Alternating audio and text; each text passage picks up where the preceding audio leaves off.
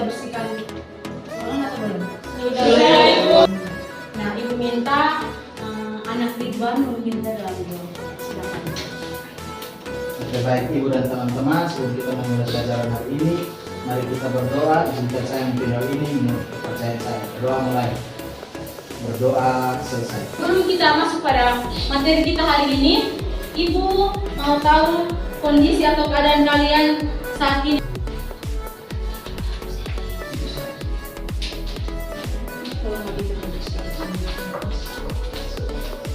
Ya, baik.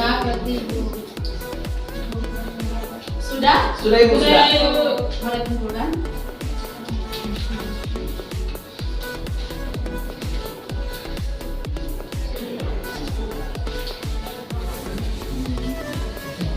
Oke, terima kasih. Jadi dari sini Ibu bisa mengetahui bahwa anak-anak yang hadir dalam ruangan hari ini, mereka itu dalam suasana hati yang bahagia ya. Semua bahagia. Ibu akan mengecek hadiran kita. Tolonglah siapa yang tidak hadir. Hadir semua Ibu. Sekarang perhatikan apa yang Ibu lakukan ini. Tarik nafas. Tahan. Tahan. Sudah? Apa yang anak-anak rasakan ketika anak-anak menarik nafas kemudian menahan? Susah, Ibu. Silakan mulai dengan dulu. Ya. Terima kasih, Ibu. Jadi Fatima bilang ketika dia menarik nafas dan dia menahan itu dia merasa sesak di dada. Siapa lagi? Sama Ibu saya. Iya. Jadi ketika kita ini menahan nafas itu kita merasa sesak ya, karena tidak ada oksigen yang masuk ke dalam tubuh kita. Nah, ini menandakan bahwa manusia itu membutuhkan oksigen untuk hidup. Nah, kalau misalnya tidak ada oksigen yang masuk di dalam tubuh kita, itu berarti apa yang terjadi? Mati. Jadi, ya. Anak-anak paham tidak? Hari ini kita belajar tentang apa? Sistem pernapasan. Iya, betul sekali ya. Jadi hari ini kita akan belajar tentang sistem pernapasan. Nah, adapun tujuan pembelajaran, Ibu sudah menuliskannya di papan ini. Nah, setelah adik-adik belajar bersama Ibu melalui diskusi kelompok, kemudian mempresentasikan, kita sampai pada tahap akhir nanti adik-adik itu sudah bisa tahu, sudah bisa mengidentifikasi bagian-bagian pernapasan dan beserta fungsinya masing-masing ya. Jadi ini merupakan pencapaian yang harus dicapai adik-adik selama pembelajaran ini supaya nanti pulang ke rumah tuh adik-adik sudah paham, oh ternyata bagian-bagian dari pernapasan ini dia punya fungsinya masing-masing dan dia tuh mendukung proses pernapasan. Nah, yang berikut Ibu akan menampilkan tayangan video, namun karena kita kekurangan LCD, Ibu sudah mengirimkan di grup kelas. Silakan adik-adik mengamati. Sudah Ibu?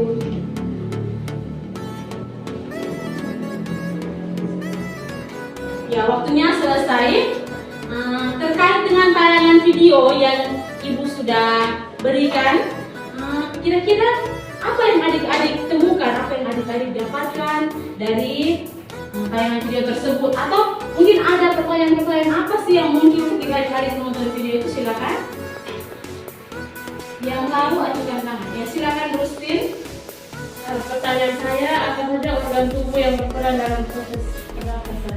Oh iya, jadi setelah melihat video tersebut itu Rustin bertanya bahwa apa saja ini organ-organ yang berperan dalam sistem pernapasan. Siapa lagi yang ingin bertanya?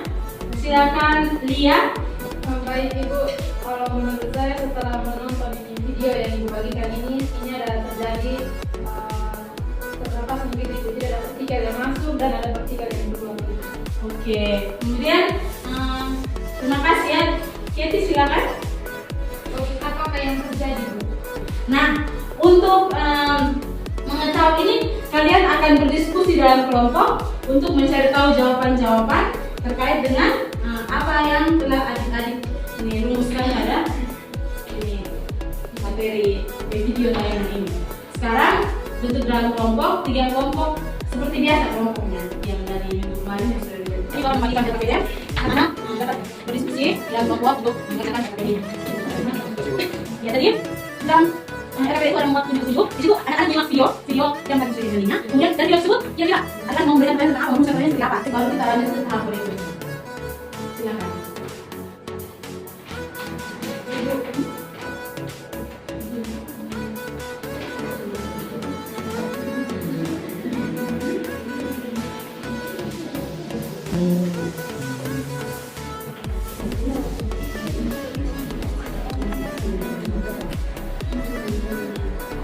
Oke, baik anak-anak, kali ini sudah mengamati dari kelompok 1, kelompok 2, dan kelompok 3.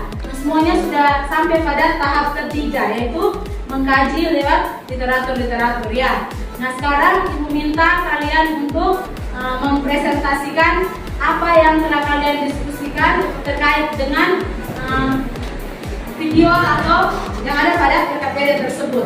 Ibu minta perwakilan dari kelompok 1 berdiri dan menyampaikan. Baik, terima kasih atas waktu dan kesempatan yang diberikan kepada kami kelompok 1. Di sini pertanyaan kami apa saja bagian-bagian yang terdapat pada sistem pernapasan dan akan menjawab oleh teman saya. Oke, baik, berdasarkan literatur dan pernapasan dan telah kami diskusi bersama. Jadi organ pernapasan pada manusia ini terdiri dari hidung, faring, laring, trakea, bronkus, bronkiolus dan alveolus. Oke, baik, bukan untuk kelompok 1 ya. Yang dulu. Yang berikut kelompok 2. Oke, baik, terima kasih buat pertanyaan kelompok 2. Jadi kami akan menjawab apa fungsi dari organ-organ pernapasan yang ada. Itu kami dari artikel yang kami dapat, itu hidung itu berfungsi sebagai penyaring kotoran dari udara yang masuk ke dalam tubuh. Kemudian yang kedua faring, itu menyalurkan aliran udara dari hidung, mulut, dan trachea. Yang ketiga epiglotis, mencegah makanan dan minuman masuk ke dalam rongga atas saluran pernapasan. Yang keempat laring, itu fungsinya membelah trakea dan kerongkongan. Berikut trakea atau batang tenggorokan, yaitu mengalirkan udara dari dan menuju paru-paru. Keenam tabung bronkial, yang fungsinya mencegah masuknya debu, kuman dan zat asing masuk ke paru-paru. Yang ketujuh bronkiolus, fungsinya untuk mengontrol jumlah udara yang masuk dan keluar melalui proses pernapasan paru-paru. Delapan paru-paru berfungsi untuk menampung udara yang kaya oksigen lalu dialirkan ke seluruh tubuh. Yang ke-9 alveolus menyerap oksigen dari udara yang dibawa oleh alveolus dan mengalirkan ke darah. Yang ke-10 itu dan yang terakhir adalah diafragma. Itu membantu memperluas paru-paru. Sekian dari kelompok kami. Oke, baik, mari kita berikan aplaus untuk kelompok 3, silakan. Terima kasih Ibu dan teman-teman. Kami akan menjelaskan bagaimana alur seksual pernapasan pada manusia. Yang pertama, udara masuk lewat hidung, kemudian melalui proses penyaringan partikel-partikel kecil yang masuk akan disaring oleh rambut hidung. Kemudian udara yang sudah disaring ini akan menuju ke trakea atau batang tenggorokan. Udara dari trakea masuk ke paru-paru melewati saluran pernapasan yang disebut dengan bronkus dan bronkiolus, di mana oksigen akan diserap oleh pembuluh darah kapiler di alveolus paru-paru. Ya, terima kasih. Oke, baik, silakan dulu. Mari kita berikan aplaus untuk kelompok 3. Ya, semua berdiri dulu. Kita tepuk salut untuk semua kelompok yang sudah luar biasa sekali untuk mempresentasikan hasil diskusi dari kelompok-kelompok masing-masing. Ya, ada yang tahu tepuk salut? Yang ada yang tahu, mari sama-sama mempraktekannya. Tepuk salut. Salut, salut. Salut, salut. Salut. Oke, baik, silakan duduk. Oke, anak-anak, di sini Ibu minta masing-masing kelompok menyimpulkan apa yang didapatkan terkait dengan diskusi tadi. Jadi di setiap kelompok itu punya pandangan terhadap video tadi itu berbeda-beda. Ada yang sudah paham tentang dia punya di organ-organnya, tetapi dia belum tahu fungsi-fungsinya. Ada yang sudah paham tentang fungsi organnya, tetapi dia tidak paham urutannya. Maka itu Ibu minta setiap kelompok itu merangkum jawaban dari kelompok-kelompok lain dan membuat dalam sebuah kesimpulan. Ya, silakan. Oke, baik. Jadi kelompok 3 silakan menyampaikan kesimpulan. Ya, silakan. Baik, terima kasih atas waktu dan kesempatan yang diberikan kepada kelompok 3. tadi kami sudah menjelaskan mengenai mekanisme pernapasan. Tapi juga selain itu kami juga mendengar presentasi dari teman-teman kelompok 1 dan kelompok 2 mengenai sistem pernapasan pada manusia. Yang kami dapat simpulkan itu yang pertama, ternyata dalam sistem pernapasan manusia itu ada 7 organ di dalamnya. Yang pertama itu mulai dari hidung, di mana udara itu masuk pertama kali itu melalui hidung. Di dalam hidung ini terdapat lendir dan juga bulu-bulu halus yang fungsinya untuk menyaring udara kotor. Kemudian udara itu akan masuk melalui laring dan juga trakea. Kemudian melalui bronkiolus, yang mana fungsi bronkiolus ini yaitu menyalurkan udara di dalam paru-paru. Dari bronkiolus udara akan masuk ke paru-paru. Dari paru-paru ternyata dalam paru-paru ini terdapat yang namanya alveolus, yang mana fungsinya itu sebagai tempat pertukaran oksigen dan juga karbon dioksida. Sekian dari saya. Oke, baik, terima kasih. Mari kita berikan aplaus untuk kelompok 3. Mungkin dari kelompok lain, kelompok 1, kelompok 2, ya, kelompok 1 silakan. Baik, dari kesimpulan dari materi yang kita sudah bahas ini, kami mengetahui terkait dengan bagian-bagian yang ada pada sistem pernapasan manusia itu ada 7 bagian. Lalu berdasarkan presentasi dari teman-teman kelompok 2, kami juga mengetahui bahwa bagian-bagian itu sendiri punya fungsinya masing-masing yang berfungsi dalam proses pernapasan manusia. Dan dari presentasi kelompok 3 kami juga tahu bahwa mekanisme dari pernapasan yang masuk dari hidung ke tenggorokan, lalu dari hidung ke paru-paru, dan sebaliknya dari paru-paru ke hidung. Oke, baik, terima kasih. Mari kita berikan aplaus untuk kelompok 1. Mungkin kelompok 3 mau menambahkan atau membuat kesimpulan terkait ini atau sama? Sama Ibu. Oke, baik, terima kasih. Baik, jadi terkait dengan apa yang sudah disampaikan dari kelompok 1 sampai kelompok 3 itu luar biasa sekali, semuanya itu benar adanya yang disampaikan oleh anak-anak sekalian. Nah, di sini Ibu hanya memberi penegasan terkait dengan apa yang telah anak-anak sampaikan tadi ya. Jadi di setiap organ pernapasan itu punya fungsinya masing-masing. Kalau contohnya Ibu mempertegasnya di bulu hidung begitu ya. Di dalam hidung itu kan terdapat bulu rambut ya. Jadi rambut itu berfungsi untuk menahan kotoran atau debu yang masuk ketika anak-anak menghirup udara. Jadi kita pukul hidung ini ada fungsinya. Jadi kalian jangan duduk ambil gunting mau pukul hidung, nanti batu besar itu bisa masuk ke dalam buangnya ini pernapasan. Oke, jadi itu dari pelajaran hari ini tuh adik-adik sudah bisa tahu ya fungsi-fungsi dari organ-organ masing-masing. Apakah dalam pembelajaran kita tadi itu terkait dengan penyampaian materi itu kira-kira ada yang belum dipahami? Kalau belum dipahami mungkin Ibu bisa menjelaskan atau memperbaiki di pertemuan selanjutnya. Berdasarkan pembelajaran hari ini, saya sangat merasa senang banyak pembelajaran yang saya dapat terkait dengan sistem pernapasan pada manusia serta bagian dan fungsi-fungsinya. Lalu mohon maaf Ibu, mungkin kedepannya itu bisa lebih pelan-pelan gitu, jangan kira-kira supaya kamu bisa lebih paham gitu. Mungkin ada anak-anak yang ingin merefleksi kegiatan pembelajaran kita hari ini terkait dengan materi atau apa yang harus dipahami. Kalau tidak ada, maka kita akan mengakhiri pembelajaran kita hari ini.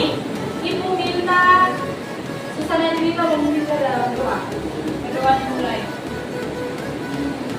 Berdoa selesai. Oke, baik, terima kasih Susana Juwita. Oke anak-anak, hari ini berakhir sudah pertemuan kita mengenai sistem pernapasan pada manusia. Minggu depan kita akan masuk pada materi gangguan dan kelainan pada sistem pernapasan. Terima Terima kasih. Siap. Hormat. Terima kasih, Bu. Terima kasih juga anak-anak. Jadi pertama-tama kami mendengar ini kesan dari pemerintah, perasaan yakin. Oleh merasakan ini pas COVID boleh mengajar tadi. Seperti apa? Silakan. Baik. Terima kasih untuk kesempatan yang diberikan kepada saya terkait dengan apa yang saya rasakan selama saya melakukan proses mengajar dan kelas ini. Itu saya merasa senang sekali. sekali karena saya bisa berada di momen ini dalam momen teaching ini ya, bagaimana persiapan saya nanti ke depan ketika saya mengajar pada kegiatan terbimbing nanti. Jujur ini kayak alasan pertama yang saya lakukan ketika saya mengajar teman-teman yang punya kemampuan yang sama seperti saya. Jadi itu sangat terlihat sekali perbedaan antara ketika saya mengajar anak-anak SMA dengan mengajar teman-teman sebaya. Jadi ya, interaksinya juga ya mungkin dilihat secara garis besar itu seperti guru dan murid, tetapi mungkin dalam proses pembelajaran itu saya sering menggunakan kata teman, kawan-kawan itu karena mungkin saya sangat terbiasa dengan teman-teman yang saya ajarkan mereka, karena mereka adalah teman-teman sebaya saya dan teman-teman angkatan dari MPG, sehingga saya sering mengucapkan kata-kata itu. Ya, saya mengakui dan mungkin kedepannya saya berusaha untuk lebih baik lagi dalam ini proses pembelajaran dan terkait dengan hal-hal teknis dalam mendukung pembelajaran tadi seperti LCD apa sehingga menghambat peserta didik dalam mengamati video di proses timur itu. Mungkin ini menjadi bahan pertimbangan saya ke depan. Misalnya ada alternatif begitu, misalnya kalau tidak bisa menggunakan LCD ada hal-hal media-media lain yang bisa digunakan. Mungkin dari itu. Baik, terima kasih Bu Oli untuk pesan perasaannya terhadap kegiatan pembelajaran hari ini. Jadi selanjutnya saya serahkan kepada model observer 1 untuk melakukan refleksi terhadap kegiatan pembelajaran yang Bu Oli lakukan. Terima kasih, silakan. Baik, terima kasih atas penjelasan. Terima kasih juga untuk Bu Oli yang sudah melakukan teaching. Jadi di sini ada beberapa hal-hal yang perlu kita perhatikan. Mungkin dari awal kita perhatikan di kegiatan pembukaan. Di situ ada abu yang paling mungkin situ harus cek kehadiran dilakukan atas media. Harusnya setelah kesiapan cek kehadiran. Terus di pendahuluan juga mungkin dulu ada materi sebelumnya. Ice breaking-nya, kalau ice breaking itu dia harus menunjukkan fungsi bahwa ice itu bisa memotivasi peserta tidak menunjukkan strategi. Makanya ice breaking itu belum terlalu ya sebelum bahwa ice breaking itu belajar terus kalau untuk kegiatan ini itu mungkin yang orientasikan dengan anak-anak pembelajaran terus kalau untuk penutup sudah ada hal-hal yang diperhatikan misalnya seperti refleksi ya mungkin dari saya itu saja satu kalian ke moderator. Ada beberapa saja yang ingin saya tambahkan. Jadi ketika apresiasi tadi kegiatan apresiasi itu ibu tuh kurang memberikan tanggapan kepada anak jadi tadi. Ketika ibu melakukan apresiasi materi di situ anak kurang dilibatkan begitu.